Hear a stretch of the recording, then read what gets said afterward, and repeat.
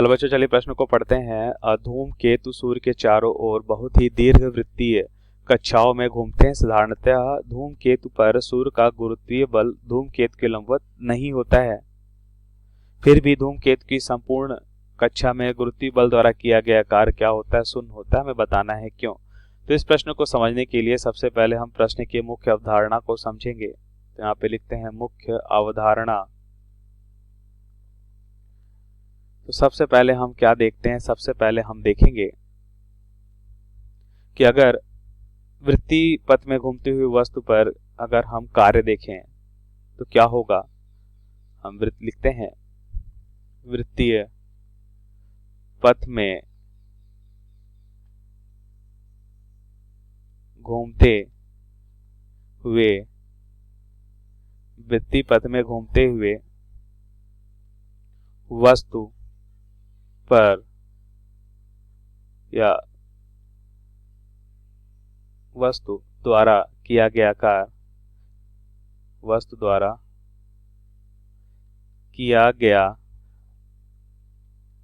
कार्य हमें यहाँ पे निकालना है। तो सबसे पहले हम देखते हैं कि अगर कोई भी वस्तु अगर वृत्तीय पथ में गति करती है, ये अगर मान लेते हैं वृत्तीय पथ ही है, इस वृत्तीय पथ पे अगर कोई वस्तु क्या करती है? गति करती है। जैसे कि अगर हम देखें यहाँ पे, और अगर मान लेते हैं कि इस पे अभी केंद्रीय बल F लग रहा है, तो इस बल के कारण हम यहाँ पे देखेंगे कि कार्य क्या होगा। तो कार्य हमें पता है क्या होता है? बल गुणा विस्थापन इंटू कॉस थीटा। थीटा क्या होता है? बल और विस्थापन के बीच का कोण होता है। अब ये इस दिशा में गति कर रहा है, तो इस स्थिति में यहाँ पे गति करेगा, इस स्थिति में यहाँ पे, और इस स्थिति में हम देखते हैं यहाँ पे गति करेगा। तो यहाँ पे ध्यान से देखिए तो हम देखते हैं कि ये हो जाएगा हमारा विस्थापन। विस्थापन जिस दिशा में गति है उस दिशा में विस्थापन होगा, तो इनके बीच का कोण 90 डिग्री है। तो थीटा यहाँ पे क्या होगा? 90। तो हम लिख सकते हैं W बराबर क्या हो जाएगा? FC into D into cos 90, और कॉस 90 का मान शून्य होता है। अतः वृत्तीय पथ में कोई भी वस्तु कैसा कार्य कर रहा है? शून्य कार्य करता है। अब प्रश्नानुसार उत्तर को समझें तो हम देखते हैं कि धूमकेतु सूर्य के चारों ओर बहुत ही दीर्घवृत्तीय कक्षा में घूमते हैं।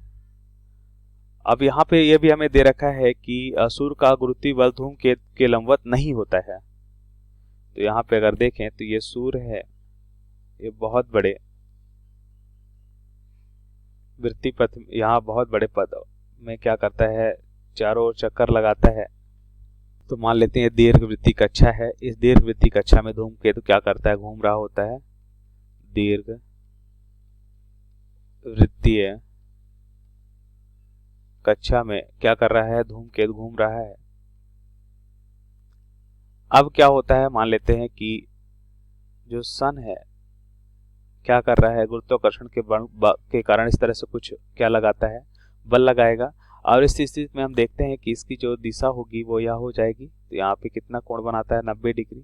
यहाँ पे देखिए अगर इस स्थिति में है तो यहाँ पे देखिए गुरुत्वाकर्षण बल ये होगा और इसकी दिशा ये होगी, तो यहाँ पे भी 90 डिग्री का कोण बनाएगा।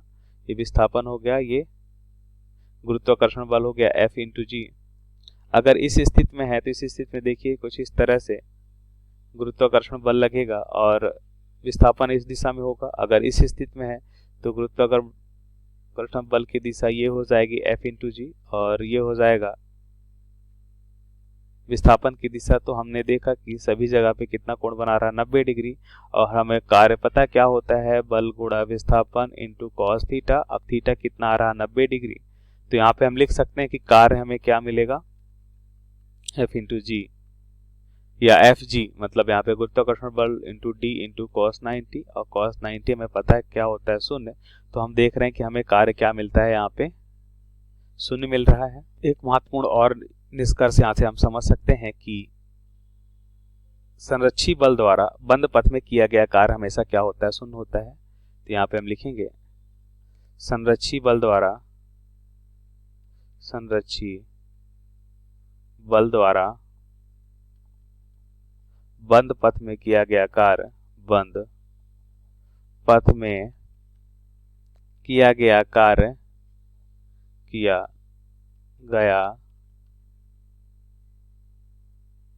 कार्य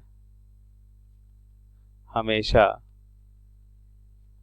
क्या होता है, शून्य होता है। अब यहाँ पे हम देखते हैं, और गुरुत्वाकर्षण बल भी कैसा बल होता है, संरक्षी बल होता है, अतः इसके द्वारा भी बंद पथ में कार्य शून्य होगा। और यहाँ पे हमने देखा कि शून्य कैसे होता है। तो ये हमारे प्रश्न का सही उत्तर है। आशा करते हैं आपको समझ आया होगा। धन्यवाद।